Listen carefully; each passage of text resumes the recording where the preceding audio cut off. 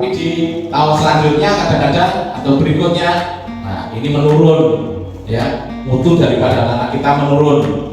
Nah ini sering kemarin juga dari bapak ibu guru mengeluh yang kelas 6 sekarang ini bagaimana kok pemahamannya juga.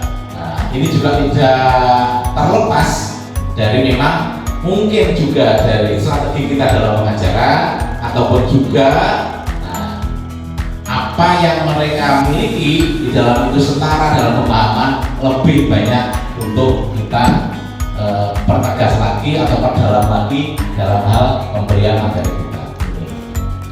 Kemudian target perilaku yang harus jenengan lakukan. Nah, di sini ya kepala sekolah memandu refleksi mendalam termasuk membicarakan kesulitan dalam pengembangan kompetensi guru. Bapak Ibu, kadang saya memperhatikan Bapak Ibu di dalam kantor ada diskusi-diskusi kecil. Artinya membicarakan satu anak atau beberapa anak, di mana anak itu di dalam materi atau bab tertentu kurang membuat satu yang membanggakan pada diri kita. Artinya membanggakan apa?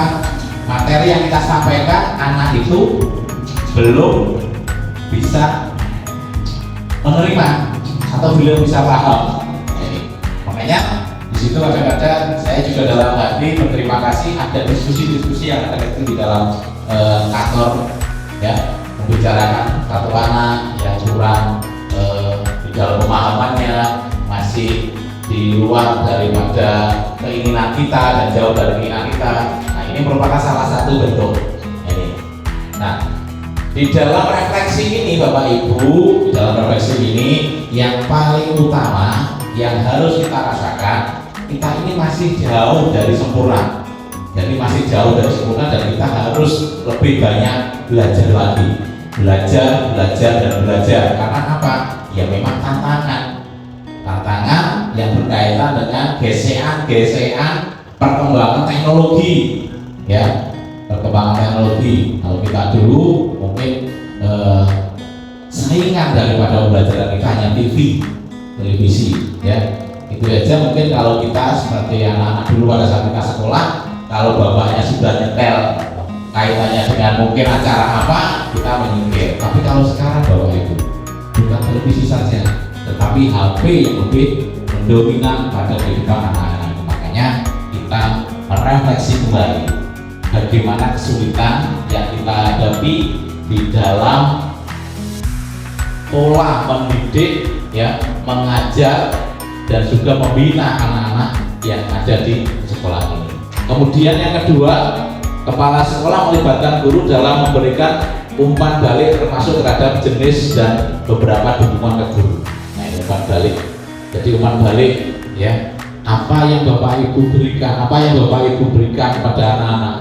Kemudian umpan baliknya mungkin juga Bapak Ibu minta kepada pimpinan sekolah atau kepala sekolah atau saya apa saja fasilitas yang kurang. Satu mungkin itu. Kemudian Pak ada kekurangan di bidang ini. Kemudian Pak ini perlu penyempurnaan dan lain sebagainya. Maka ini kepala sekolah melibatkan guru dalam memberikan umpan balik termasuk terhadap jenis persiapan dukungan kebesaran dukungan ke guru, ya. Termasuk juga bagaimana Bapak Ibu membuat RPP dan lain sebagainya. Bapak Ibu yang saya hormati, mulai tahun ini, ya, kalau kemarin itu pengawas tidak datang ke sekolah ngecek RPP, perlu saya sampaikan yang mulai tahun ini sudah Bapak Kepala Sekolah turun, dan ya yang di periode ini Bapak pengawas itu turunnya di gugus pembinaan. Ada beberapa sekolah yang dari sampel, kemudian Pak pengawas ini menanyakan RPP-nya mana, kemudian bagaimana sudah dilaksanakan belum, seberapa besar kesulitan yang ada. Ini yang perlu saya sampaikan kepada jenengan. Kemudian kepala sekolah mengeksplorasi hasil pengembangan kompetensi pada perubahan praktek dan kualitas pembelajaran guru. Ini tugas saya nanti semacam ini, sehingga Bapak Ibu nanti kalau saya mengeksplor hasil pengembangan kompetensi pada jenengan semua, maka hari ini juga saya minta izin Nanti sewaktu-waktu saya tanya ataupun saya akan berdiskusi dengan jenengan yang berkaitan dengan pengembangan ini kualitas pembelajaran. Nah, kemudian perilaku yang dianjurkan dalam refleksi nanti apa? Terbuka dalam mengakui kesulitan yang dihadapi. Kita terbuka saja mengakui kesulitan yang kita hadapi, ya. Sehingga nanti pemecahannya ada. Pemecahan dari mana? Kita diskusi bareng-bareng pengembangan kesulitannya di bidang apa, ya. Kemudian dari kesulitan itu nanti kita bisa pecahkan bersama. Mungkin dari Pak Kuku ada kesulitan semacam apa, kemudian mungkin dari Bu Catherine nanti begini Pak dan luarnya, atau dari Bu Ning juga nanti ada masukan semacam ini dan sebagainya.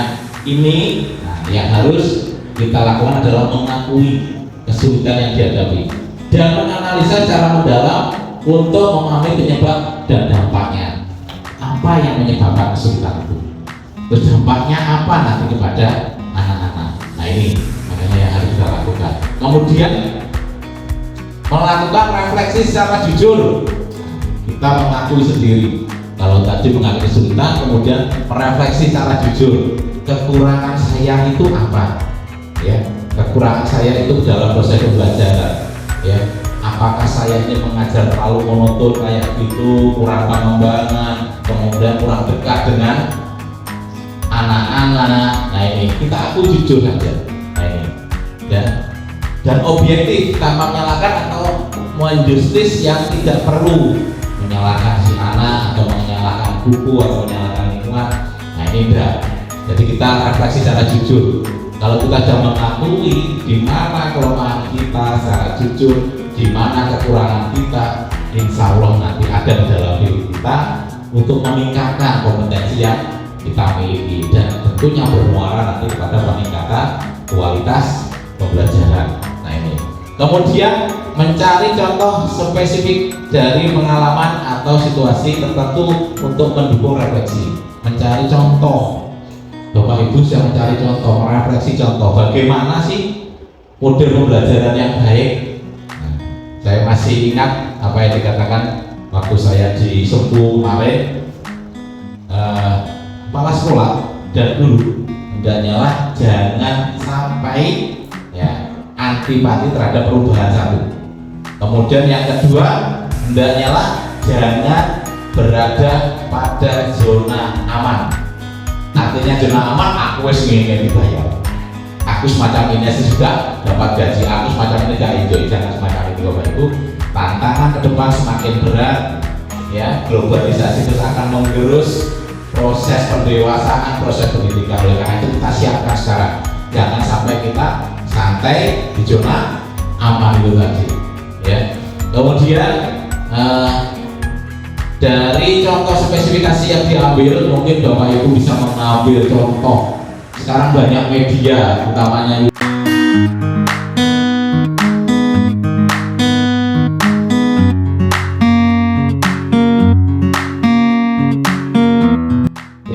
kita gunakan refleksi yang ada di kita. Kita akui dengan kejujuran tinggi kalau kita itu masih kurang, banyak kekurangannya, ya banyak kekurangannya. Kemudian kita itu juga masih perlu belajar dari yang lain. Jadi, kalau kita punya jiwa semacam itu, insya Allah nanti kualitas pembelajaran kita akan meningkat.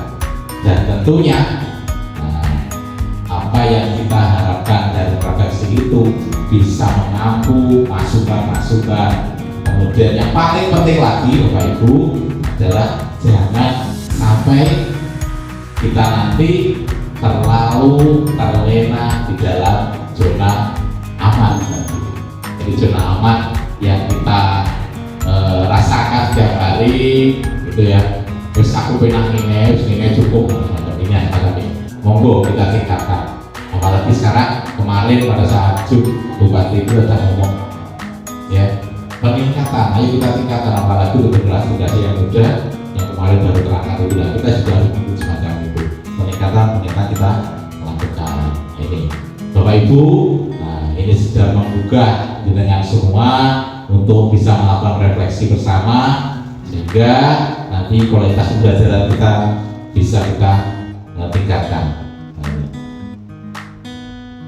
refleksi adalah salah satu komponen yang paling penting dalam pembelajaran. Jadi refleksi, komponen yang paling penting dalam belajar refleksi.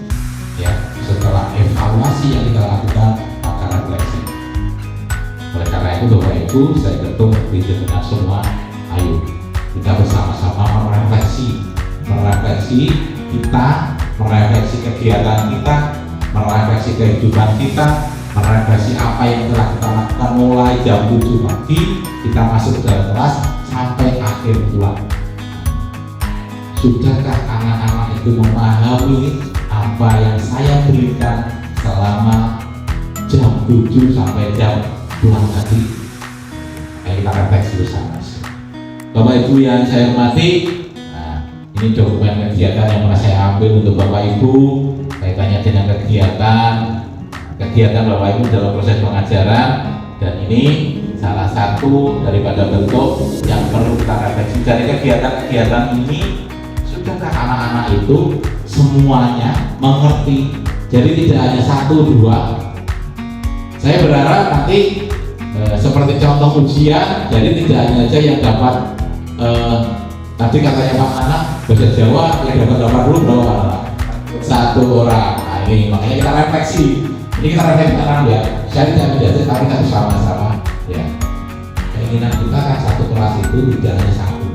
Paling enggak kalau 80 itu ya kalau 80%-nya 80 itu berarti anak-anak sudah memahami apa yang kita sampaikan. Tapi kalau masih hanya 1, nah itu makanya perlu kita refleksi diri. Apa aku ngajar itu benar, apa aku ngajar itu masih banyak kekurangan, bagaimana polanya yang seharusnya nih yang kita harus berikan, dan kita harus refleksi kepada kita semua. Contoh-contoh daripada kegiatan yang telah kita lakukan, dan yang paling penting adalah kegiatan itu yang dapat saya sampaikan. Semoga bermanfaat untuk jenengan semua ya. Kita belajar bersama-sama, memotivasi diri bersama, kemudian juga sekali lagi refleksi perlu kita tingkatkan lagi, perlu kita buka kejujuran kita, kelemahan kita, kekurangan kita akui dalam diri kita, mencari masukan-masukan yang